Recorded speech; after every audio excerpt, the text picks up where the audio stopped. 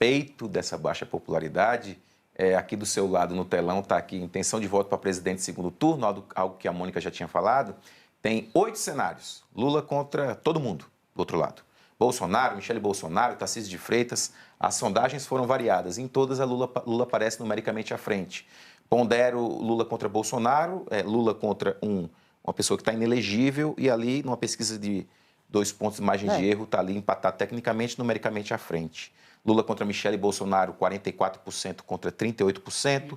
Parecido se fosse um cenário contra Tarcísio de Freitas, ressalto que isso é sondagem de segundo turno. 43% para Lula, 37% para Tarcísio de Freitas. Ratinho Júnior, 35% com Lula com 42%. E ali cenários todos parecidos, até contra Ronaldo Caiado, que está ali, que é o que pontua menos, né? Contra Lula, está 44% para Lula, 30% para o governador de Goiás, que é o primeiro aí que já está se apresentando como pré-candidato a essa altura, porque não temos nada para registrar candidatura. Está muito cedo, assinante. Dependendo do nome do candidato, vai aumentando o voto branco nulo, e o nulo. E o não verdade. Vai votar. Exato. Ou seja, tem um certo desgaste, né, desses nomes, particularmente dos clássicos aí. Já que você falou em desgaste, Mônica, primeiro a gente falou do desgaste do governo, a queda na popularidade desde o dia de ontem, né, as dificuldades do presidente Lula, ao mesmo tempo mantendo a dianteira aí em todos esses cenários que foram pesquisados pela Quest em eventuais segundo turno, né? Agora vamos trazer a rejeição, então, já que a gente está falando de desgaste, a rejeição dos candidatos, que é sempre fator fundamental para um segundo turno. Pode descer, gente, vamos descer na página 22. É aí, Isso, essa exatamente, é ele.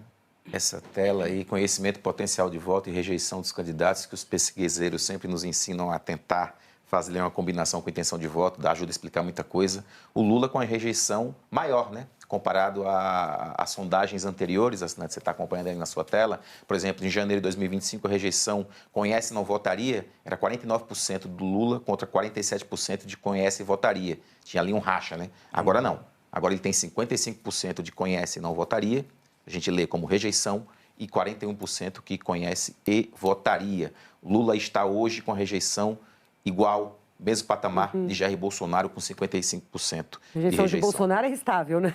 A de Bolsonaro está ali. Era 57, foi para 53, agora 55. Nos demais você não encontra, a não ser Eduardo Bolsonaro, que também tem uma rejeição muito parecida com a do pai dele, 56%, 23% com conhece e votaria, bem baixo de Eduardo Bolsonaro, no eventual disputa em 2026. Mas está aí o quadro. Rejeição de Michele Bolsonaro, 48%. A rejeição também, quase 50%. A de Tarcísio de Freitas, rejeição mais baixa do que de Michele, do que de Lula, do que de Jair Bolsonaro e Eduardo. 32% de rejeição. E ali embaixo tem Ratinho Júnior com a rejeição um pouco menor, de 29%. E tem todos aí que foram testados nessa pesquisa Quest. Mas tem que chamar atenção para o fato de que lá com o Tarcísio, 45, 42, de dezembro para março, não conhece. Então, tem os problemas dos governadores. Você vê também que com Ratinho Júnior, com Romeu Zema, mais, né? 51%. E Caiado, é muito alto o item de não conhece. Tem que ponderar essas coisas, porque faz diferença, né? As pessoas conhecem mais a Michele Bolsonaro do que Romeu Zema. Conhecem mais a Michele Bolsonaro do que o próprio Tarcísio. Portanto, faz diferença. E aí você tem pouco espaço. Por exemplo, no caso do Lula, só 4%, claro, que não conhecem o presidente. Claro. Então, você tem uma rejeição alta, isso também é mais um desafio.